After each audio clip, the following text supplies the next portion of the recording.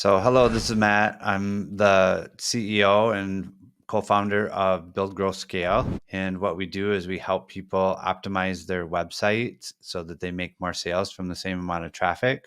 But today on the Business Growth Architect show, we actually went a couple levels deeper and got into the mindset behind a lot of entrepreneurs. I've noticed that many of us create from a place of trying to heal a trauma or poor experience that we had in the past.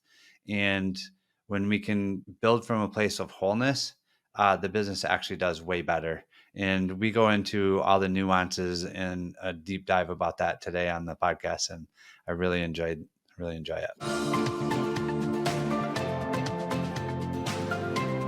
Welcome to the Business Growth Architect Show. I am Beate Chelette. I am the host.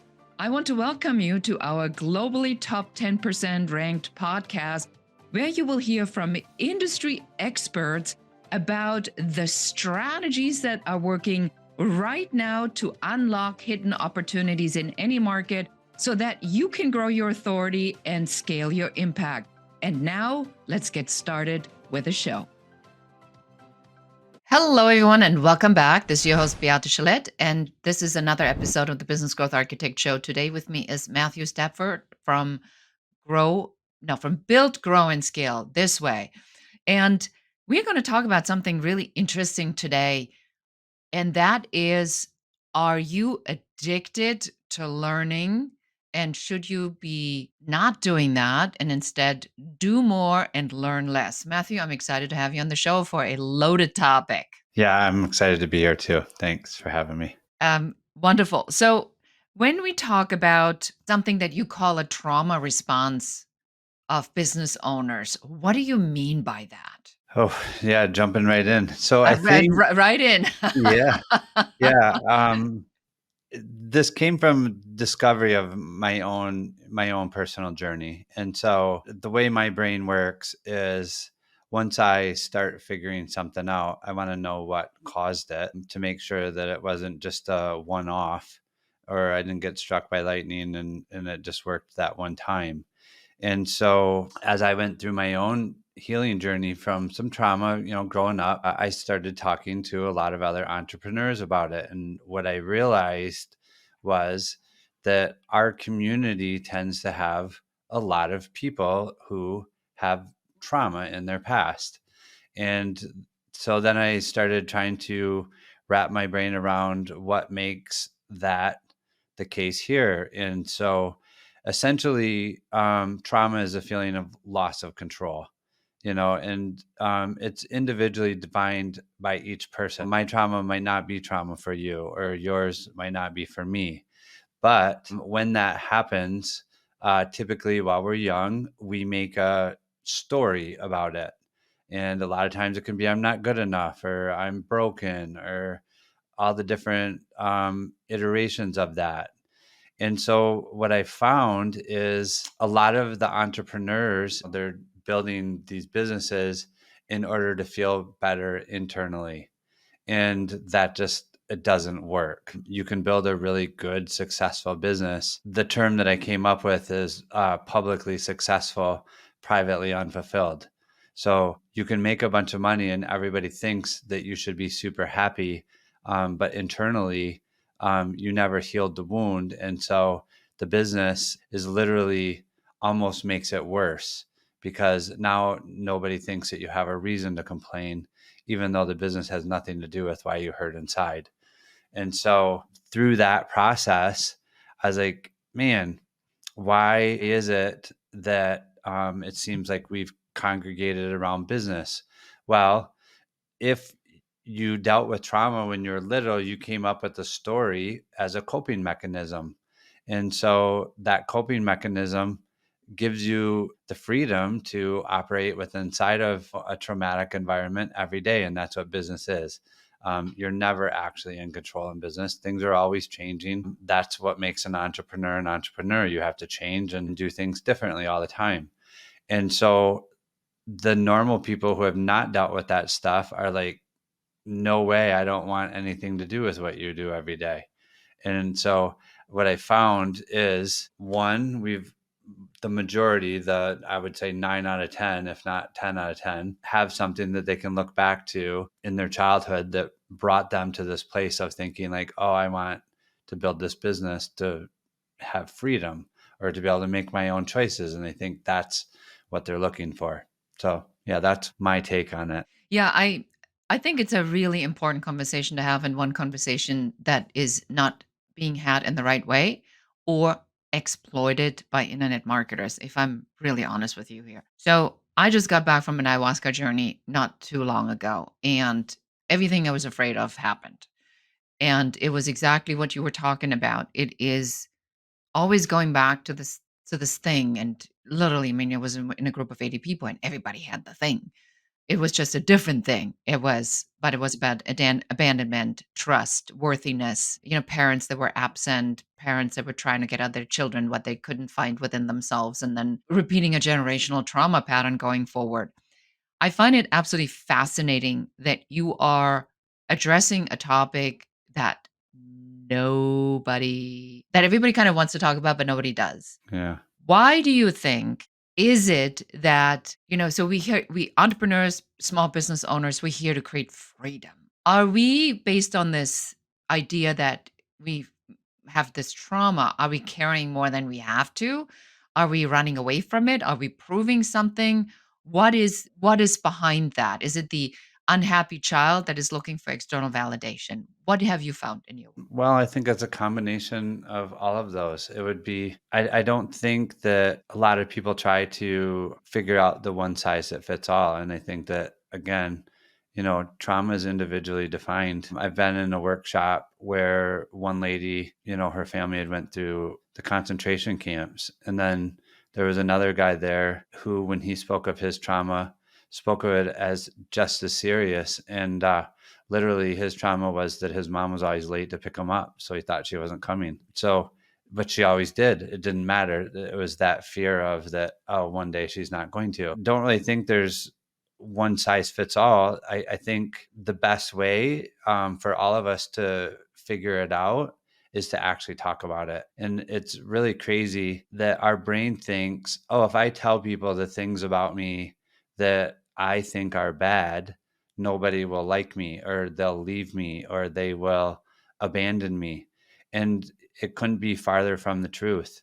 The more honest and the more transparent and vulnerable that I've been with what I dealt with, the closer, deeper connections that I've developed, and really lifelong friendships through that process. That, like, for a fact that those people are there no matter what.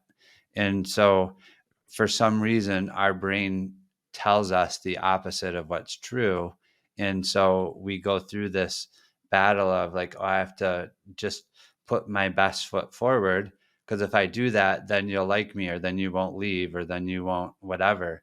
And the problem with that is, if I put my best foot forward and you put your best foot forward, then really all that we have is these two personas that are connected, but we don't feel any connection because it's not our authentic self.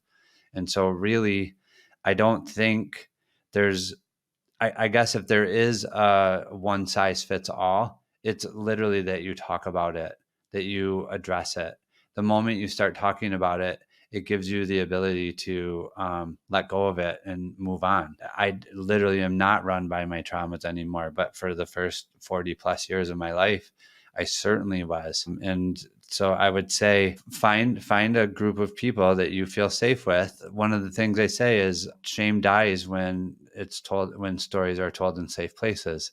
And so if you have a safe place that you can talk about whatever and be all of you, that shame dies, and it gives you the ability to actually build from a place of wholeness, and the business is so much better, and it grows so much better, makes more money, everything. When you're building from a place of scarcity or this to feel better, you can't help but build something that's, slightly broken. What fascinates me about this is, I've said this lot of times, Matthew, that this idea that if we were to able to retain existing information, repeated, regurgitated at the right time, that we'll get an A and we're rewarded, that we somehow take this message in the rest of our lives. But entrepreneurship, business ownership, innovation, creativity is the opposite of that. It is the unique differentiation factor, the unapologetic value proposition. It's everything that makes you. We know that in creativity, the greatest art comes from a lot of pain. Suffering does create phenomenal results because it puts you to a point of where there's a turning point, and with that turning point, you connect to a part of you where the mess becomes the message, as somebody, and I don't remember who said that, has once articulated it. So, for somebody who's listening to this and says, "This is a business growth architect show," what does this have anything to do with strategy? What would you tell them? I would say that business is still built by people.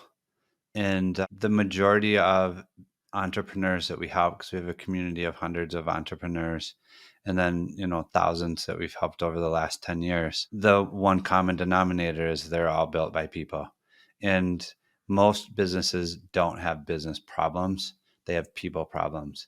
And the moment that they realize that's the distinction and they can help their people, the people will perform at levels that they've never expected. I have a particular client right now that I've been coaching now for a year. We went through all the different phases of him dealing and healing with the different things. And he took his business and he more than 13x it. So he was doing 1 million a year and, he took it to 13 plus. And then, already he's on pace for probably a little over 40 this year. So like the issue is not a business problem hardly ever. It's typically the business owner is the bottleneck, but they're also the personality of the business. So that's where the majority of work or the majority of exponential growth can be found. When why do these high powered CEOs get coaching? Because when they get it, the entire business does better. So it means the bottleneck wasn't in the business, it was in the person leading it. How much do you think energy flow plays into this? And just making sure that the beehive understands that this conversation is maybe not your typical entrepreneur growth conversation, but maybe it is exactly the typical entrepreneur growth conversation we need to be having. The energy that flows from me, right? So I set out with a set of belief systems. How much is my energy or what I do prohibiting an energy flow, a monetary or an idea or an innovation energy flow? And do I even have this much power? Yeah, so I think a lot, and without getting too woo woo, I can just use an example that like everyone gets. I guarantee you that you've been sitting in a room of people before, and someone walks in, and they're angry or they're not in a good mood, and it literally feels like it sucked the energy out of the room. All of a sudden people are quieter, they're not talking as much, they're kind of pins and needles. And then you have the other dude that comes in, hey, everybody smiles, and literally the energy in the whole room goes up. So that can't not happen because we have what's called mirror neurons. And so if you're in a good mood or if you're in a whole place, when you deal with your team and your staff, they're going to feel better. If they feel better, they'll do better. They'll want to please you. Like there's a whole bunch of different reasons why that happens. And people go, "Oh yeah, well I don't let my problem. I don't tell the team about the problems. I keep that to myself." I'm like, "Okay, well, does a dog know if you're in a bad mood when you come home if you don't say anything?" And they're like, "Yeah." And I said, "Do you think another human can't know that?" It's pretty easy for you to know. I think they say 6% of your words is the language, and the other percentage, I think it's like 11% more is your body language. And then people tend to fill in the rest with their past experiences. So they're not really good listeners. They get about 6% of your words, about 11% of your body language. The other part that matters a lot is your tone. So, yeah, I think that who you are and who you are being every single day matters a lot as to what your team gets done. And I've witnessed it with this gentleman because now I'm coaching 4 of his team, or him and 3 of his team, so 4 total in their company. And yeah, the things that they say about him, how he showed up during that year were great and had a lot to do with why they're doing what they're doing. That's amazing. And we will be right back after this quick message. Are you looking for the hidden opportunities for you in this market?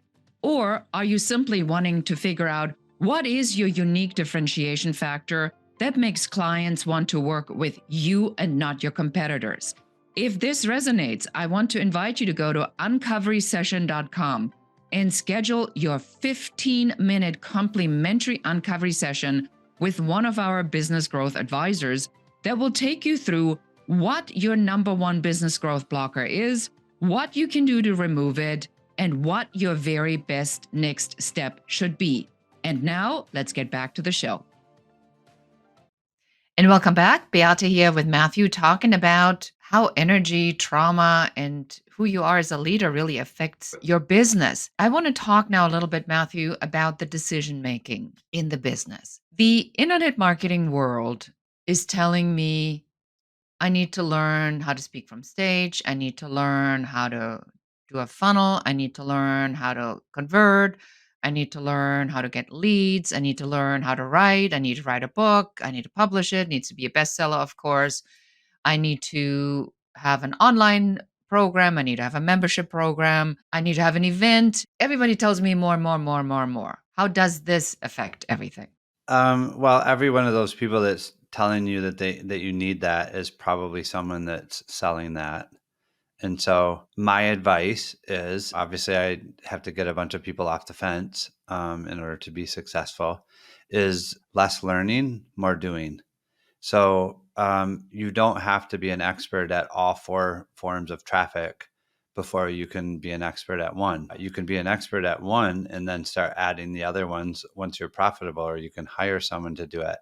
But what I find is people are so busy they're so busy. Well, I'll actually go one level deeper.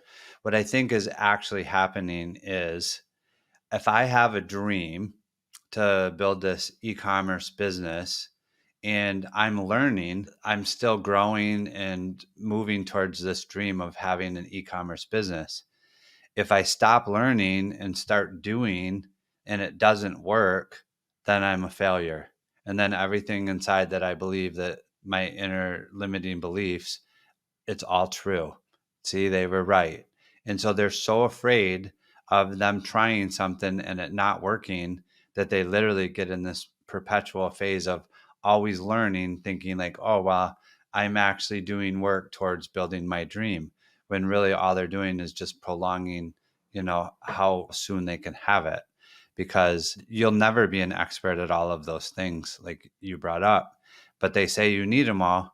It's just not true. I just spent 3 days in Las Vegas with a gentleman that runs a business with one assistant, and he makes about $3 million a year, like literally. And it's an information business. Very, very, very simple. 3 hours a week, 3 days a month, and generates about 300 grand a month. It's just crazy. And he doesn't buy into more equals more, doing more things equals more. So I don't really believe that. And the other cool thing is now with AI, we're watching people be able to downsize their teams, or even just take the people that are on their team and make them a lot more productive and a lot more effective, so that they don't have to actually hire more people. So not necessarily even downsize, but just get a lot more work done with the same number of people. I don't subscribe to more is better. I subscribe to being very focused and doing the next most important thing. Most of the time, we think we have these 8 things to do. And so instead of doing the next most important thing, we do a little bit here and a little bit here, a little bit here, a little bit here. And in the end, that doesn't actually move us forward. And I'm guilty of it too. Like I do the exact same thing. I'm calling myself out just at the same time I'm sharing it. So, for someone who has now a shelf full of shelf help, and I've spent, what's the number? I think a conservative number would be like what, $150,000 in programs, masterminds, subscriptions, and things like that. How do we help them? How do you help them now to free themselves from the burden of, but paid for it. I bought it. I must use it. Otherwise, I made a mistake. And then I proved myself wrong again because now we are back in that perpetual mindset of, oh, made a mistake. Am a failure. Knew it. Need to do more. Yep. I will say this, and this phrase has helped me more than anything. Whatever happened couldn't have happened any other way because it didn't. And the moment you believe that, you stop investing energy looking backwards on regret, and you literally have a lot more energy and presence to work on what's in front of you. And I was in a mastermind with Peter Crone, and he's the one that told me it. And it's a phenomenal phrase. Like it just when I do it in my journal every single day, I write that. And so it just reminds me, listen, whatever happened, couldn't happen any other way because it didn't. And now I'm done spending time on that. I can only work going forward. And that has allowed me to say no to projects that maybe I had said yes to at one time and were fragmenting my attention. To say no to, and no doesn't mean no forever. No might, you can, another way that I get my brain to accept it is it's no for now. If I just go, oh, it's no for now, that allows me to move it Mhm. off and I can come back to it another time. If I really need to come back to it another time, it'll show up again. Otherwise, it was probably a waste of my time anyways. So yeah, I just don't look backwards anymore other than to get the lesson and create more awareness and then go forward. But certainly no regret. We all make mistakes every day. If we're going to beat ourselves up for that, then it's just it's a no win game. So I love that. So I want to just take a step back and talk and sort of recap what we talked about because the conversation today is about mindset and about understanding that what's happening is happening for you for a lot of reasons. So if you take a step back and you recall or you do the self-development work really of looking at where your pattern comes from. I was just in Germany, Matthew. It was really interesting. And I left Germany 30 years ago for good reasons and not quite 30, 25. And I went back and it was so interesting to me that when I saw my mother, it's exact same pattern of thinking, behaving, doing, acting, I mean, it's the exact same thing. And when we talk, I can hear that her attachment to what she has experienced is this one story that only makes sense to her in this particular context. So now we have a business owner. They've gone through COVID, they've done the whiplash, they did this, then it needed to be that, then it needed to be that. Now we're yet somewhere else. How do we help them now to figure out, is there a story running that they need to get rid of? And what is the fastest way, the best strategy now to, shed the weight? Yeah, I like how you described it, and it is true. So our brain, again, I did a 3-day workshop. I'm learning this process for helping people with this. Essentially, like the difference between the conscious and the unconscious is the conscious goes offline all the time. The unconscious never goes offline. And that's where all your stories are held, is in the unconscious. So when you're not, it's not logical. Like nobody gets out of bed, jumps up, lands on their feet and goes, I'm going to do everything I can to have a shitty day today. They just don't do that, right? They don't consciously choose that. So how can they consciously choose the opposite? They can't.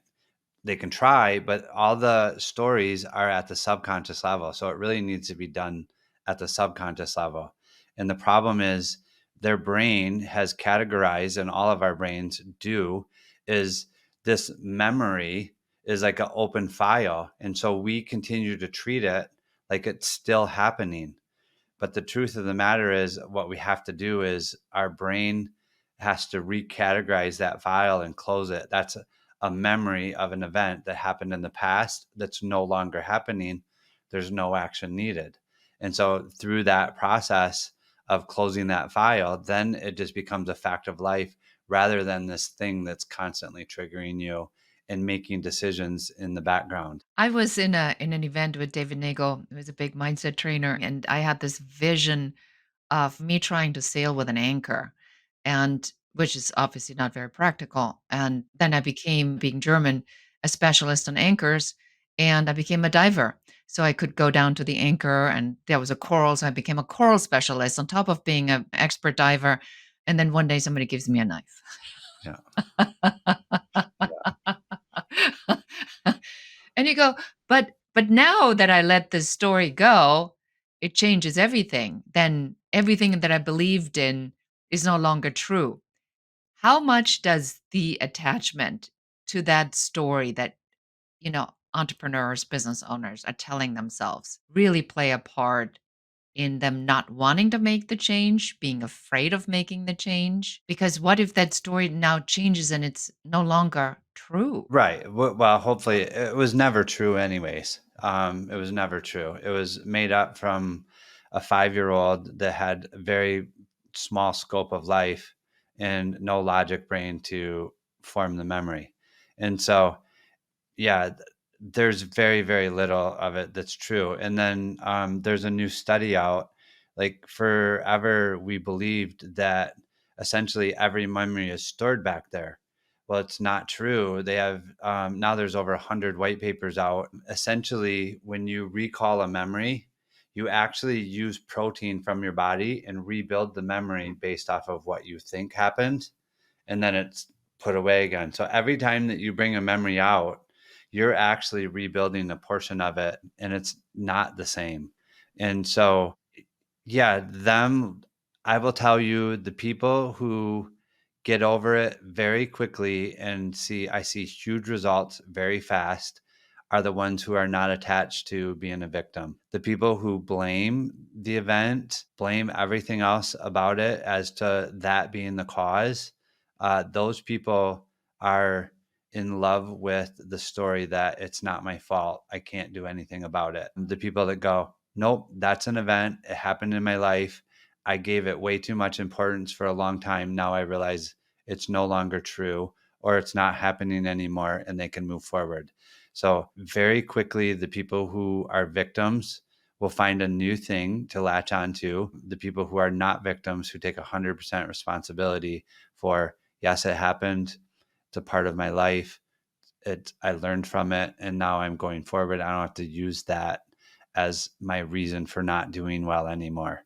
And so there is two distinct people that I've found as I've worked through, this with a lot of different people. I find this is so true. In this ayahuasca journey, I uncovered much more trauma than I remembered, and I was really upset about that at first because I never liked the idea that I was a victim, nor because it doesn't go with my narrative, but because I didn't admit that I was victimized as a child. I still carried this because I was denying something that actually happened. So I think that the distinction that you made is, and I see this in sort of the follow-up group as a big discussion where people say, well, that's the victim mindset. I said, but I was a victim. But I was a victim as a child. I was victimized as a child. But that story no longer has relevance over how I move forward today. But it's part of my story. So I I think this is probably one of the most important things I've learned, Matthew, and please add something to it if you feel it's needed. But the reality of what happened is what happened, and in many cases, the trauma is real. It's just the story is not real. Yeah, the event happened, but the event's no longer happening. And so we have a choice to close that file and have that be a memory of an event that happened in the past that's no longer happening anymore. And the moment we can do that, we can move beyond it. And we're not dragging that with us. Like you said, we're not taking that anchor that has that story slowing us down. If anything, it could become fuel. I can show people that that trauma doesn't have to hold you back. It can be healed and move forward, and your life can be, you know, infinitely better, not living it over and over and over again when it's not actually happening anymore. How quickly do you see changes when this work is being done? Oh boy. Like, I think I see them like literally within an hour or two. And, it doesn't have to take a long time. The old way of talking about it and doing talk therapy where it takes years, and what are you doing? Like every time you tell that story, you're relaying down or you're reinforcing that neural track of this happened to me and this affects me and all of these things. Yes, it does. But the more you talk about it, the deeper entrenched that becomes, the harder it is to let go of it. We understand so much more about the brain nowadays. There is ways to, well, again, how fast did it take you to make that memory? Typically, it's like instant, right? So if your brain is able to restore that trauma in an instant, it should also be able to release it in an instant. And I really, really do believe that that's true. I've watched it a lot of times, enough to realize that it's not just an anomaly. And the other thing that I would say is, like, everybody talks about it as like it's this thing, like I'm in the dark, I don't really know what's going on. And I always tell people you have to feel your way out of the dark. If you're in a dark room, you don't figure it out. You don't take off running towards this wall that you don't know where it's at and hope the door's open. You feel your way out. And that's exactly what you do through this. Many times we've shut that part of ourselves down, or we're afraid of it, so we don't feel it. And when we feel it, then we let go of it. And so it can happen very fast, just like it was recorded very fast. It can also be let go very fast. I find that very, very comforting. And in your work now with the business owners, the entrepreneurs that you help, tell us a little bit about that. Like, what do you do, and how does that process work? Yeah, so the majority of what I do is actually helping people's websites convert better. I love the way the brain works. I looked at how we can help people enjoy the journey on a website. That's basically your conversation with your client is your website. And so if it's not very good at communicating your message, you're not going to make very many sales. And so what's funny is we'll help them do that. They'll start making more money. They'll find a way emotionally to start sabotaging it or struggling. We help them with that. And then all of a sudden it does better again. Then we rework the site. So it's actually, again, it's come from me having to go through the journey myself, then recognizing it in other entrepreneurs, helping them through that. And then we've been able to now just stair step that up. But typically it's a combination of both. I don't hear the word conscious websiting very often, so I'm I'm relieved that Yeah. that there is such a thing. Matthew, I could talk to you about this for a long time. I think this was a very important conversation. So thank you for allowing me to have that conversation with you, because trauma, I believe, does play a big part in entrepreneurial success. And the minute we let that go, yeah. Yeah, I appreciate you sharing part of your journey too. So that was very nice. Oh man, I mean, I was in this journey, a heap of trauma somewhere on the grass with my blanket, trying to. I was so mad at myself. Couldn't believe that I spent money to feel this shitty. Yeah, but again, you gotta feel your way out of the dark, so actually feeling it a lot of times is a way to release it. I believe that this comes at the exact right time for us to share this message with the Beehive. So thank you again for being here. It's what a pleasure. So how can we have people come to you? Where do we send them? My email is matt@buildgrowscale.com. You can do that, or you can go to our website, buildgrowscale.com, and see what we do. There's lots of free resources. Obviously, we have lead magnets and things. We have a challenge that you can go through. I think the first one's like $1 and it's worth thousands of dollars. And so we give people several opportunities to get to know, like, and trust us before you really have to spend too much money. I love that. Thank you very much. Again, this is it for us today. Thank you all for listening and watching. And I encourage you to really, really take a look into some of the stories that are in your head that are going on, and check out Matt, please. And until we talk again next time, and goodbye. Thank you for listening to or watching the show. We are so excited that you're here, and we are very grateful for you. Now it's our turn to ask you for help. Please do share this episode with one other person that needs to hear what we were talking about today.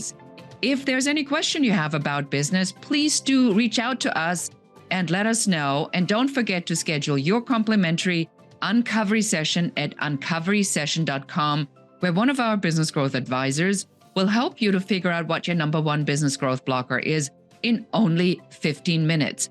And that's it for us today. Until next time.